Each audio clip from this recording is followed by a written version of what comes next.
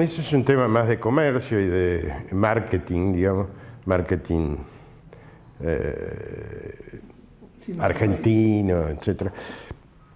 Digamos, la Argentina tiene una cosa muy importante, ¿no?, que es el sector agropecuario.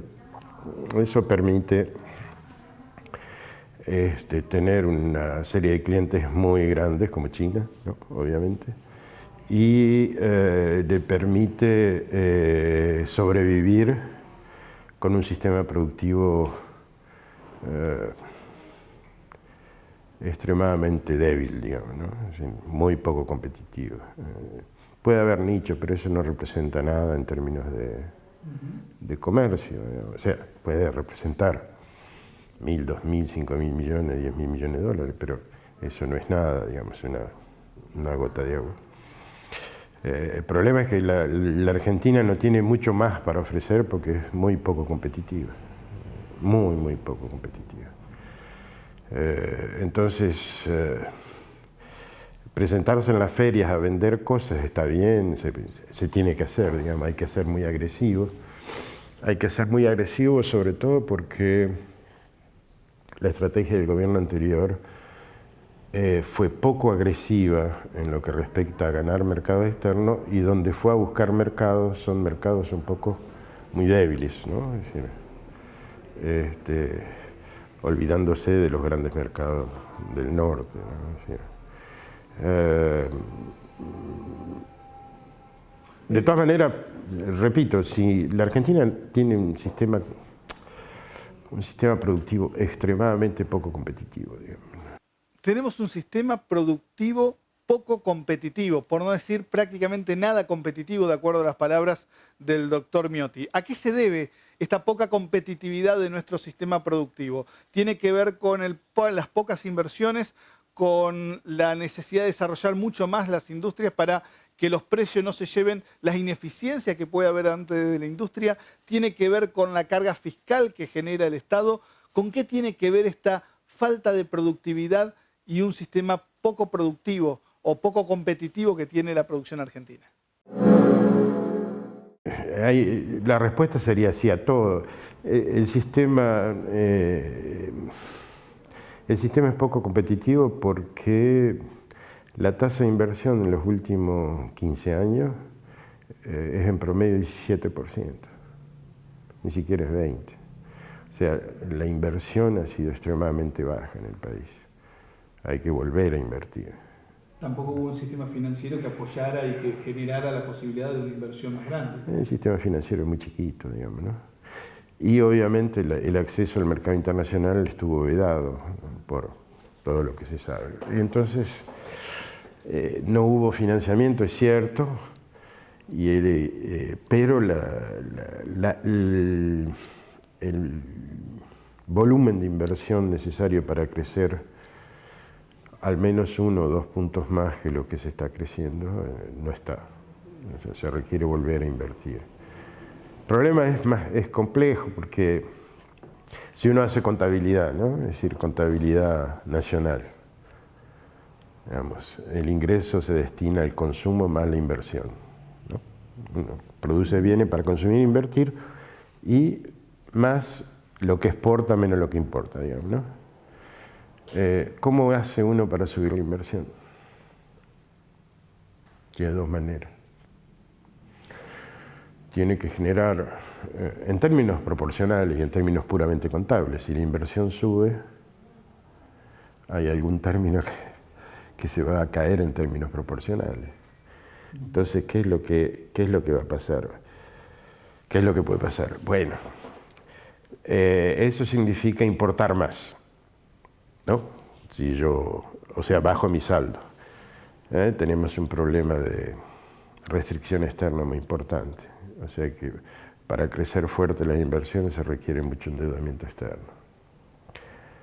Para endeudarse hay que tener una idea de cuánto se va a crecer después, si no se cae en viejas prácticas bastante desastrosas.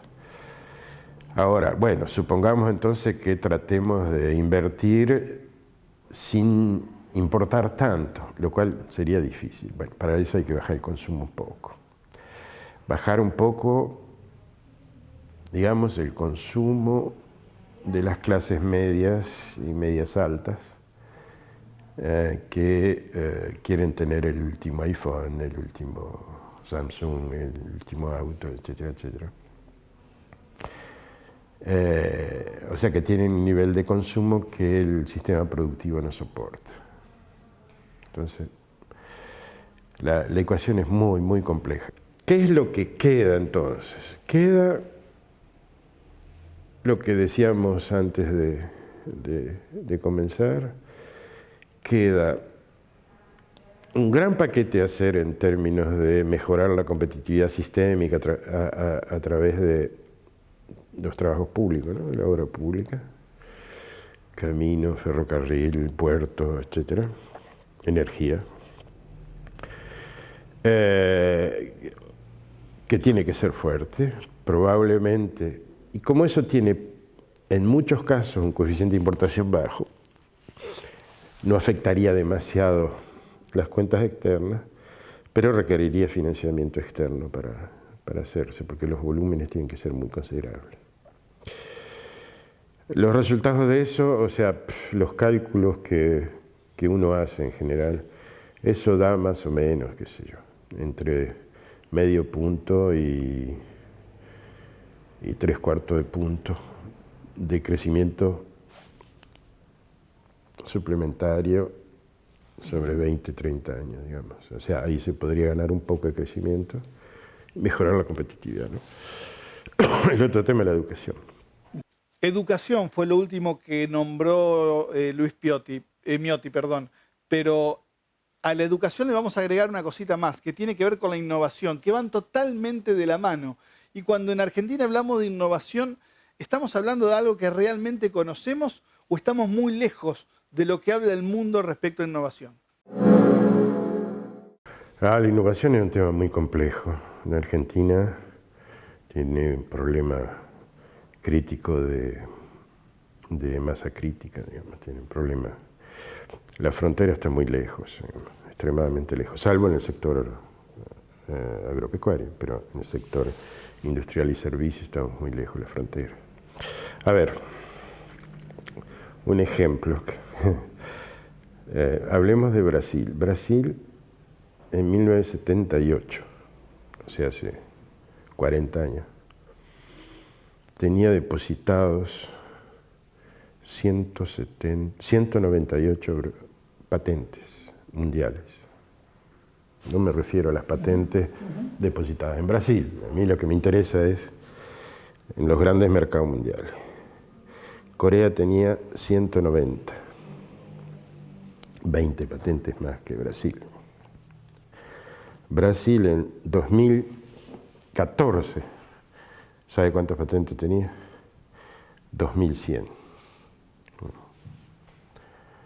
170 a 2100 es en casi 40 años puede decirse que es razonable. ¿Cuánto tiene Corea? 51.000. Ahora, la patente tiene dos características, es tecnología, pero también es derecho. Es un derecho temporal, cierto. Por eso es un derecho de propiedad imperfecto, pero significa que a quien, si Corea tiene que pagarle a Brasil, le paga cuántas patentes.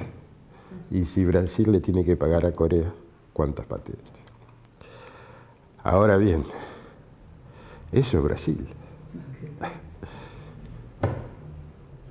En Argentina estamos muy por debajo de eso, no. Ni siquiera existe la cultura de pensar en una patente. Hay casos, hay nichos, hay unas 1000 patentes, pero estamos muy lejos, ¿no? Es decir, lo que quiero decir es que la frontera de ciencia y tecnología en el norte está intentando, es decir, las empresas y los estados están intentando desplazar la frontera tecnológica, cueste lo que cueste. A ver, un ejemplo, porque habíamos hablado del FONTAR. Francia tiene un sistema como el FONTAR. ¿Cuánto le cuesta al gobierno francés eso? FONTAR únicamente. Después podemos hablar del resto, pero únicamente el Fontar, 6.000 millones de euros por año. Multipliquemos por 20, ¿no? Para tener una idea. 20 son 60, son 120.000 millones de pesos por año. El Fontar argentino son 9 millones, o sea, 8 millones de euros. ¿Cuántas empresas? 100, en promedio. De esas 100, ¿cuánto hacen tecnología, de investigación y más de 25? ¿Cuántas hacen en Francia? 48.000. Francia es el doble que la Argentina, digamos. Esa es la diferencia de esfuerzo. Entonces, muchos, incluso el análisis periodístico, toma muchas ideas sobre la innovación, hay que hacer, hay que hacer, hay que hacer. No es falso, pero no conocen cuál es el tamaño del esfuerzo.